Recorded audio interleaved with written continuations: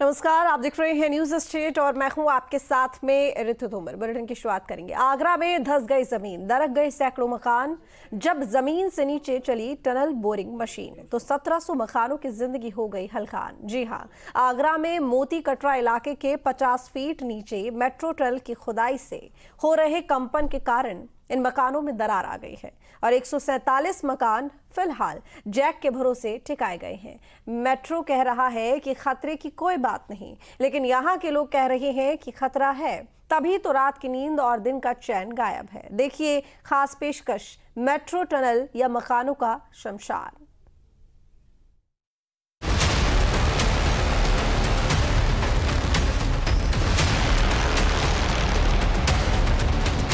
यूं तो सुलहकुल नगरी आगरा हर रोज उम्मीदों के साथ जागती थी।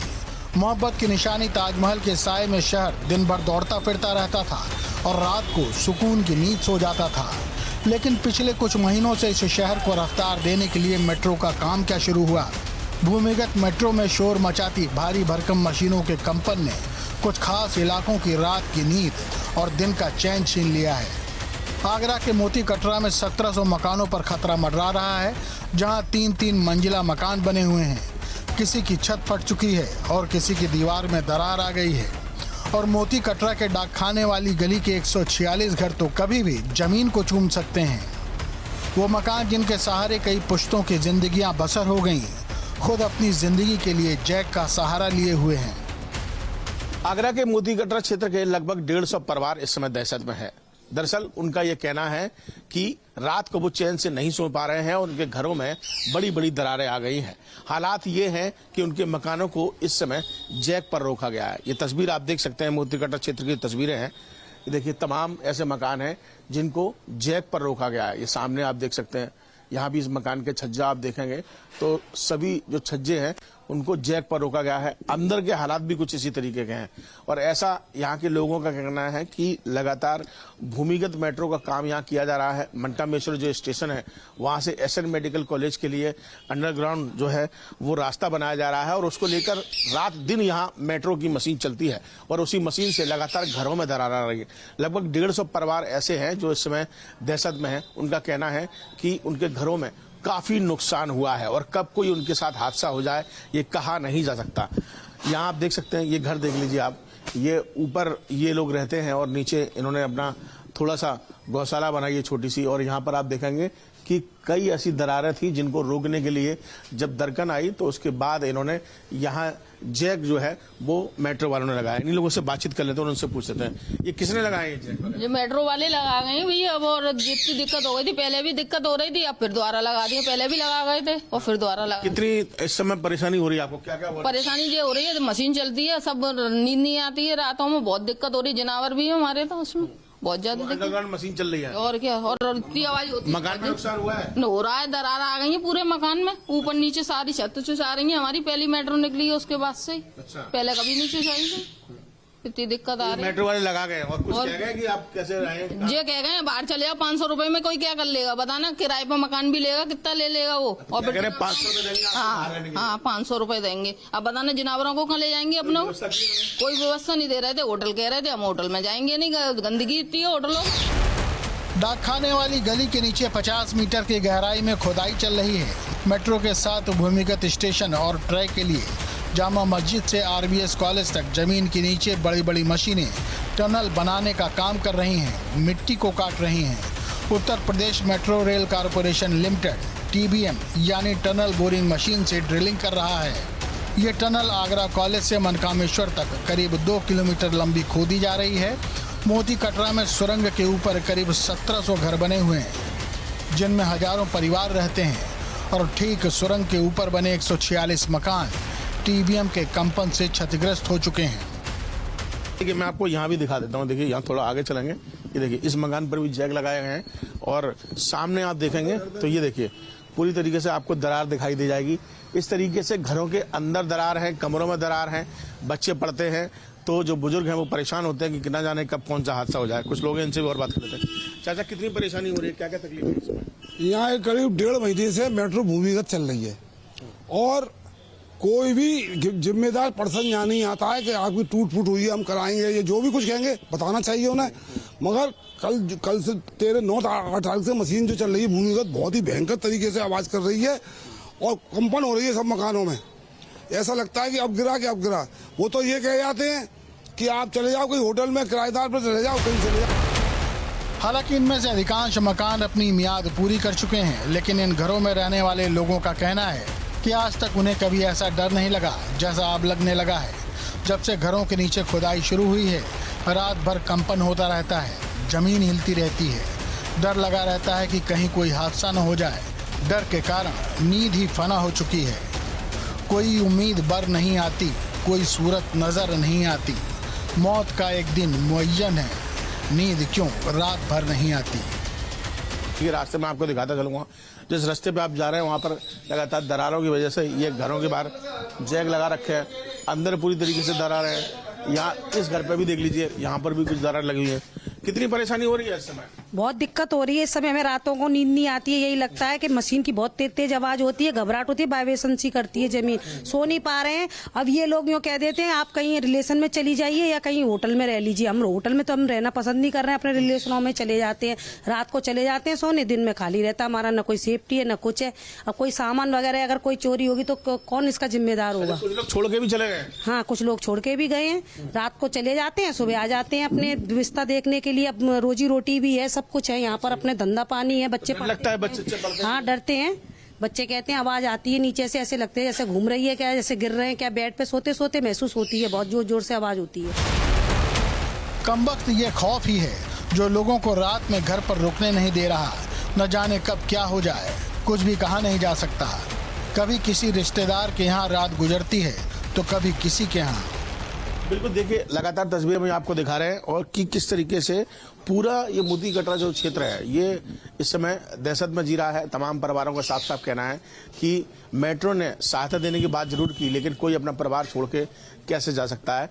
लेकिन किसी भी प्रशासनिक अधिकारी ने अभी तक कोई इस ओर कदम नहीं उठाया कि इनको कुछ राहत मिल सके। और ये जख्म तब नासूर में बदल जाता है जब कोई भी अधिकारी यहाँ का हाल जानने के लिए नहीं आता। कोई जिम्मेदार व्यक्ति नहीं आता है यहाँ पे, जहाँ पे हमारे क्षेत्र के उच्च शिक्षा मंत्री योगेंद्र उपाध्याय जी भी भ्रमण कर चुके हैं। वो वहाँ तक आगे तक चले गए थे, मोती कटरा चौराहे तक, मगर प्रशासन के लोग भी आए थे तो कोई आश्वासन देंगे? प्रशासन के लोग यहाँ तक नहीं आए, वो आगे तक आए थे, मगर वो ये कह रहे थे नगर निगम की टीम को भेजेंगे सर्वे करने। आइए आपको लिए चलते हैं मोती कटरा स्थित हेल्प आगरा के कार्यालय की ओर और देखते हैं कैसा है वहाँ का हाल, जहाँ लोगों को मुफ्त दवाइयाँ दी जाती हैं। लेकिन मेट्रो के कारण आज ये भी बंद है। बाहर पोस्टर चस्पा कर दिया गया है कि कभी भी कोई हादसा हो सकता है, इसलिए कार्यालय कुछ समय के लिए बंद किया गया है।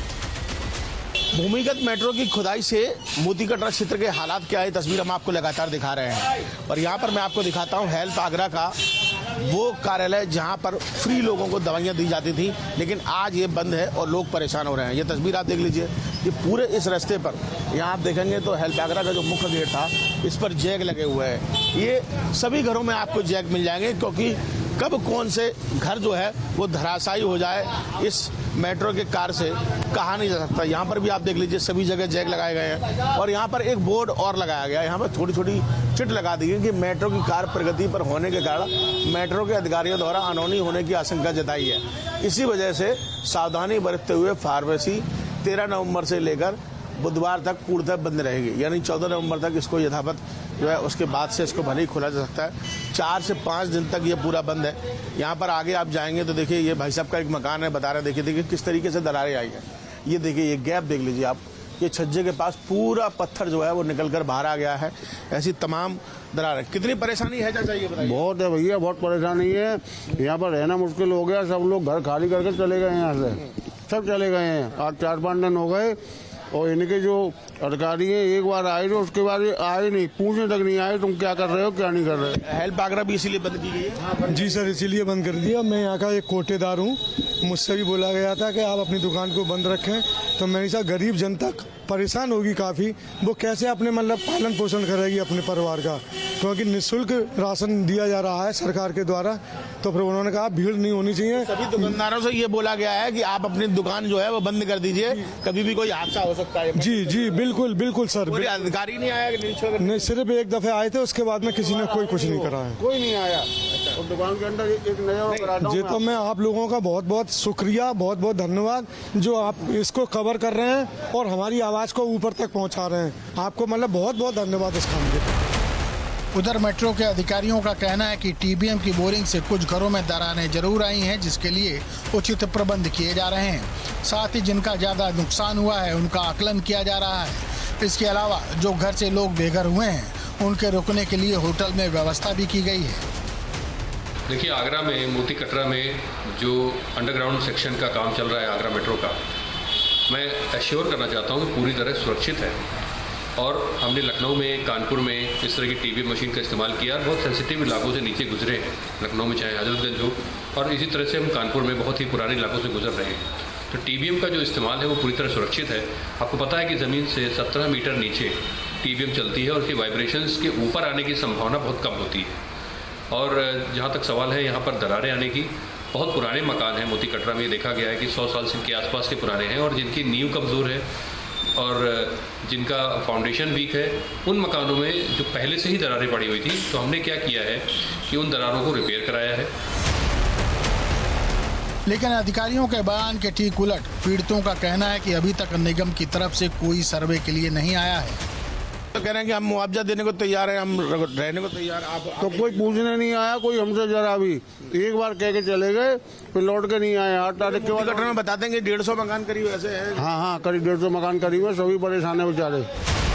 उत्तर Pradesh metro rail corporation limited से ठेकेदार फर्म एफकॉन को करीब 1800 करोड़ रुपए का ठेका मिला है, जिसकी लापरवाही से ड्रिलिंग करते हुए मोती कटरा क्षेत्र में जमीन कांप उठी है। सुरंग की 20 मीटर की परिधि में 700 और 50 मीटर की करीब में 1700 से अधिक घरों के लिए ये कंपन आफत बन चुका है।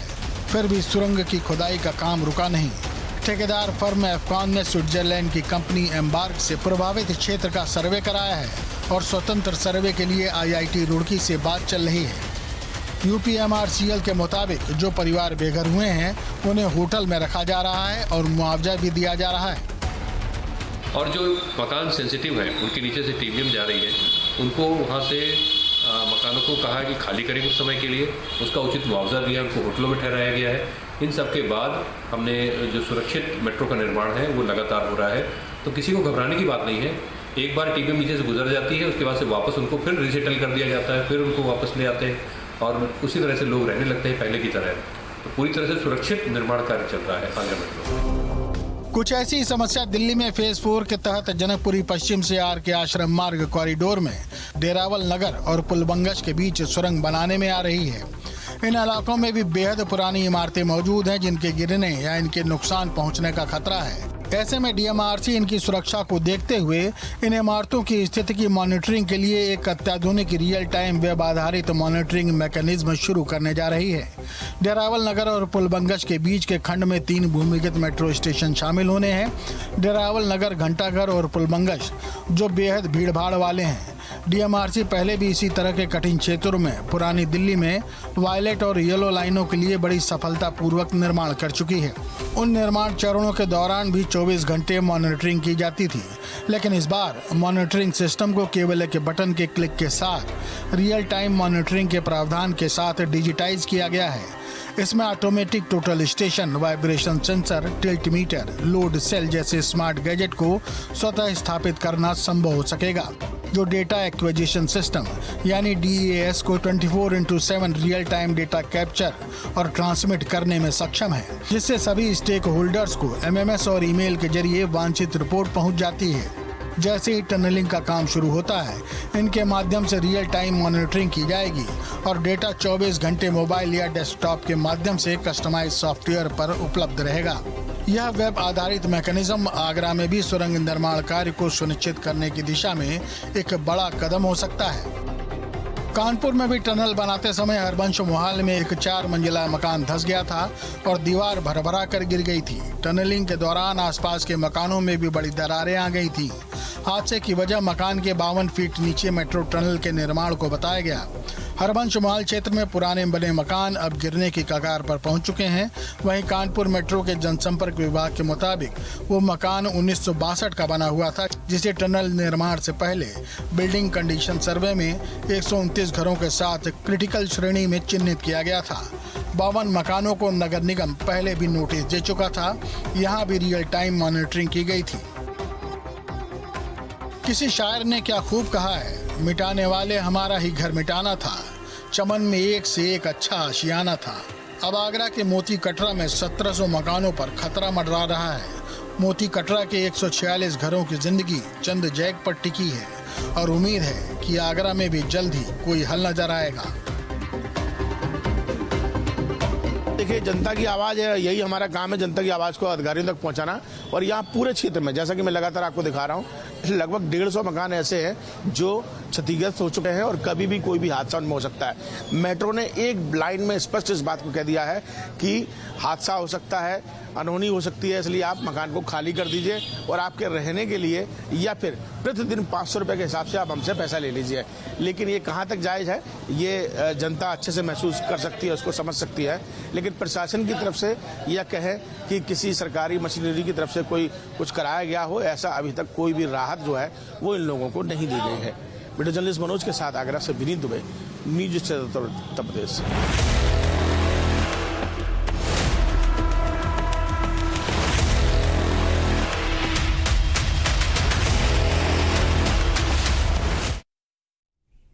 बड़ी खबर है बस्ती से, जहां पर खाद केंद्रों पर पहुंचे किसानों की भीड़। खाद वितरण की सूचना पर पहुंचे किसान